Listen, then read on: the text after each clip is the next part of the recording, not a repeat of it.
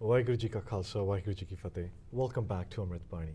And today we are continuing our discussion with Professor Paramjeet Singh about Sikh musicology. And an important topic and an important subject that we discussed about yesterday was using rags to obtain salvation, which was the primary goal of inserting rags within the Guru Granth Sahib Ji. And the reason why our gurus decided to use this aspect of classical Indian music. So, Professor Ji, welcome to the program once again. Thank you. Waheguru Ji Ka Khalsa, Waheguru Ji Ki Fateh. So, Professor Ji, continuing on our topic here, that using rags to obtain salvation. Yes. That we discussed, and we want to know more on how is that used. We was talking about yesterday that Gurbani Sangeet and classical, we have to make sure that when we are doing Gurbani Sangeet, right, we have to highlight the Gurbani philosophy only, and we should not dominate that. And sometimes we are having good, wonderful skills in music, right, and we start having proud in our mind, and we are trying to perform those musical skills instead of Gurbani Sangeet.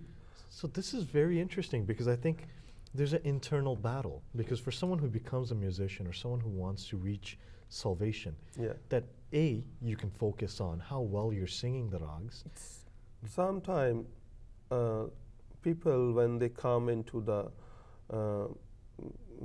temple, right, and they start performing, they start making entertainment, and they are showing their musical skills instead of Gurbani Sangeet, and they are not humble even. They are having so much wrong ideas in the mind that they can do this, they can do this, they can sing so tough, they can use the difficult beats also.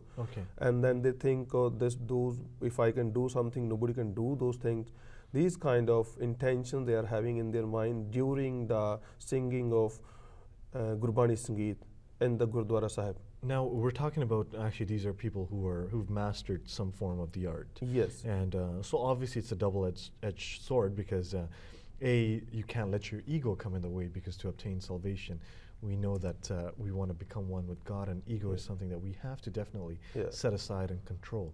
Exactly. So how was it that it's being used? How are people using the rags with Gurbani? What is the best way of doing that? Best way is, I'm a professor of music, all right.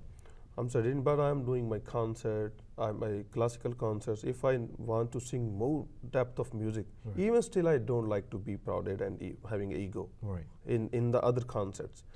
I would love to be humble, to share this wonderful gift of God. Excellent. And especially in Gurbani Sangeet, first of all, we should be very humble person when we are going.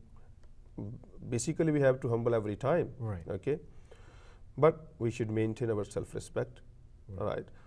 When we are doing Shabad Gurbani Sangeet, we should be humble and just sing like we are praying, ardas. Right. Okay, those ideas should be the major in our mind, not our musical skills. But of course, has to be healthy in singing.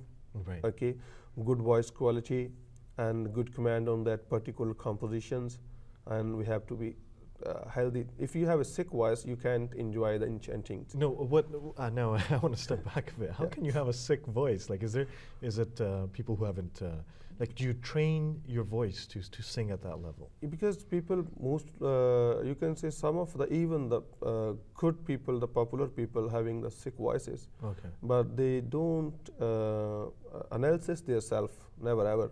And whatever they have, they just compromise with that, and they're carrying all those sickness with them whole the life in the shape of singing. I see. But in the singing, if you're doing Gurbani Sangeet or classical, voice has to be very well cultured. No, this seems like a lot of work, though. It's a lot of work. I said, if you are doing as a hobby, even I don't prefer to do the things as a hobby, but doesn't matter. Food is food. If you are working in a restaurant, you have to make a proper food. Even if you are making at home, you have to make a proper food. Right. You need to cook it well. Yeah. Okay. So the singing discipline. Okay. Even for you, if you want to do for hobby or as your passion. Okay. You are not performing in the masses, all right. For yourself only, you must learn those things properly. Don't go for a lot. Right. Learn small, but learn properly and the true things. This is and those are very simple. It's nothing is complicated. So, if someone wants to get started, now obviously the end goal of we look at Gurbani or anyone who wants to understand Sikhism, and again a way of life that we talked about. That so they want to start singing the praises of the Lord. But what are some of the initial steps? What are the things that a person needs to do? First of all, we have to move we have to delete our sickness from our voice quality. Okay. We should work on the scale properly, whole 3 octave, the down and the mid and the high. Okay. So by doing that, we can make ourselves to able to visit frequently whole the area. Okay. Okay. Then because see some people they can compose the good composition and even they can sing because they are having a very strict limited area of the voice quality. Some can sing only in high and high. Some can sing on middle only, and some can sing on just depth only. Okay. But the healthy voice is what is that? Having a good command in the whole area.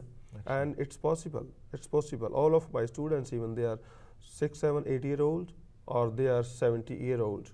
Wow. They are working. We do first, or we are used to first we work on the whole scale and making very hardcore discipline in the voice system. Yeah. Then we start working on the ragas.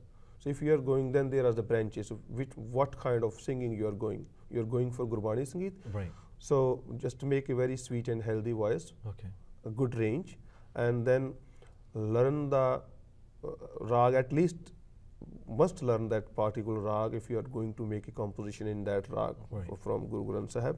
So you should learn all the phrases of that rag, the background and everything from that rag. Then in one rag there are so many shabad. If you learn one time Kalyan, you can sing 100 shabad in Kalyan. Now it's all starts from learning and training your voice. Yes.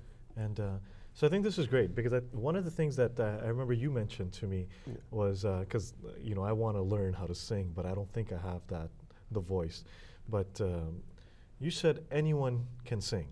Of course. Anyone, because we generally feel, oh, this person's been born gifted with a voice to sing, but you take a different approach. You say, no, that's not. No, all human beings, they have inbuilt music inside. Okay. Just you need to get the things out, work on them. And those phrases are made by some few people that this is God gifted. It's not. Yeah. Of course, it is God. I just born in a musical family. What do you think? If I'm not studying, I'm not practicing, I'm okay? No way. Right. I practice a lot. I'm still studying.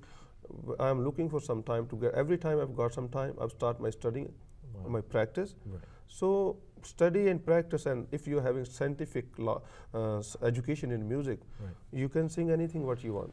Now, I think this is kind of a great segue for us. We do need to take a short break, but Professor G, I think you can turn anyone into a great singer.